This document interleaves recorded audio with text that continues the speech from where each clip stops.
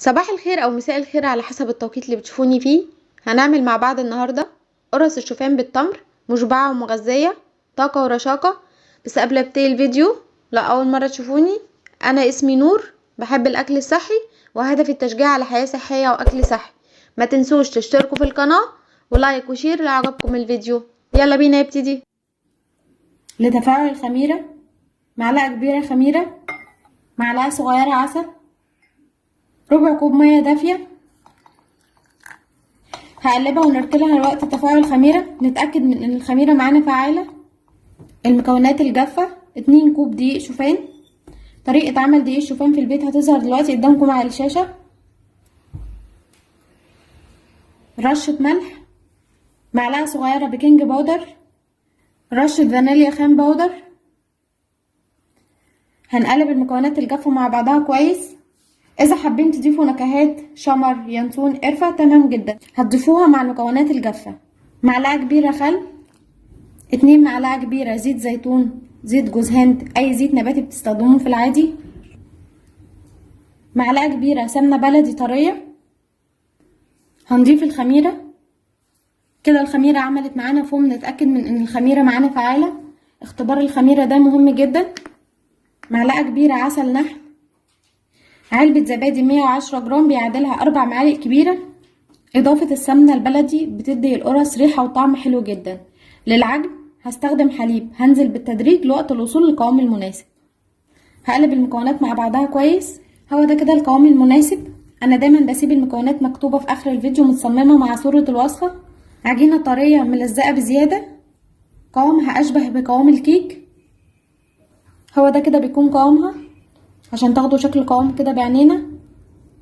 انا دايما بقول ان الشوفان بيختلف من نوع لاخر. اذا حسينا اننا عشان نوصل للقوام ده محتاجين نضيف معلقه دقيق شوفان، تمام جدا. اذا العجينه جت معانا تقيله ومفروله، هنضيف معلقه زبادي او معلقه حليب او معلقه ميه لوقت ما نوصل للقوام ده.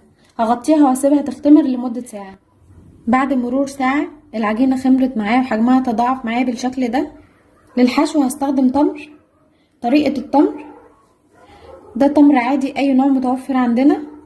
هنشيل منه النواه بالشكل ده، وهنبتدي نضيف عليه معلقة صغيرة من السمنة البلدي او زبدة او زيت، ورشة من القرفة او معلقة صغيرة من القرفة حسب ما تحبوا، وبالشوكة وهنهرسه هيتحول معانا لمعجون التمر.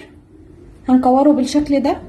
اللي حابب يشوف الطريقة وانا بعملها كنت عملتها معاكم في فيديو الكنافة، حشيت بيها الكنافة. الطريقة هتظهر دلوقتي قدامكم على الشاشة وهتكون موجودة في صندوق الوصف اللي حابب يشوفها. هنبتدي في التشكيل. انا دهنت ايدي بنقطة بسيطة بس من الزيت. هنبتدي ناخد قطعة كده من العجينة على حسب الحجم اللي حابينه، حابين حجمها كبير صغير متوسط حسب ما تحبوا. هنبتدي ندلكها كده بين ايدينا. هبتدي اعمل فيها تجويف بالشكل ده عشان نضيف الحشو. هناخد قطعة كده من الحشو ونضيفها، ونبتدي نقفل عليها كويس، ونبتدي نكورها. هنضغط عليها ببطن ايدينا ونبططها بالشكل ده. هنبتدي نضيفها في السمسم. طيب انا مش حابه اضيف على وشها سمسم، او مش حابه اضيفها في السمسم، بالسكينه كده وهبتدي اعمل فيها شقوق بالشكل ده. هو ده كده بيكون شكلها. اذا مش حابين كمان الشقوق دي بالسكينه، بالشوكه كده، وهنخرمها كام تخريمه كده. معانا كده اكتر من شكل. التشكيل هنا زي ما تحبوا. هبتدي اضيفها كده في السمسم واضغط عليها. هو ده كده بيكون شكلها. معايا صينيه دهنتها بمسحه بسيطه بس من الزيت، هبتدي اضيف فيها القرص اللي انا عملتها. يفضل اننا نغطي الصينيه بعد ما نضيف فيها القرص علشان ما تنشفش معانا الوقت ما نكمل تشكيل. هشكل الكميه كلها بالشكل ده. هبتدي اخد قطعه من العجينه وادلكها بين ايديا واكورها، وابتدي اعمل فيها تجويف بالشكل ده. التجويف ده مكان الحشو. هنضيف الحشو ونقفل عليه كويس، وهنبتدي نكورها ونبططها ببطن ايدينا. بططتها بالشكل ده. هبتدي اضيفها كده في السمسم واضغط عليها كده. هو ده كده بيكون شكلها. هضيفها في الصينيه. هشكل الكميه كلها بالشكل ده. هضيف فيها التمر بالشكل ده، وهبتدي اقفل عليه كويس، وهبتدي اكورها وابططها ببطن ايدي. بططتها بالشكل ده. هبتدي اضيفها في السمسم واضغط عليها.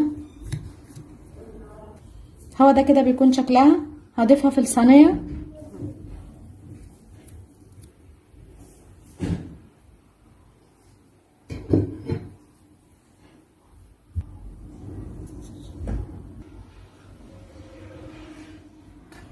شكلت الكمية كلها بالشكل ده. الكمية دي عملت معايا 12 قرصة. القرصة معايا حجمها كبير زي ما انتوا شايفين، الحجم هنا تقدروا تتحكموا فيه. هغطيها واسيبها ترتاح لمدة 15 دقيقة.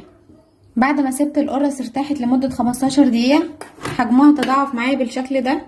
هدخل الصينية على فرن مسخن مسبقا على درجة حرارة 180 في الرف الشبكي اللي في النص، وهتابع التسوية. اول ما الاقي القرص اخدت اللون الذهبي من تحت في التسوية هشغل الشواية عشان تاخد اللون الذهبي من الوش.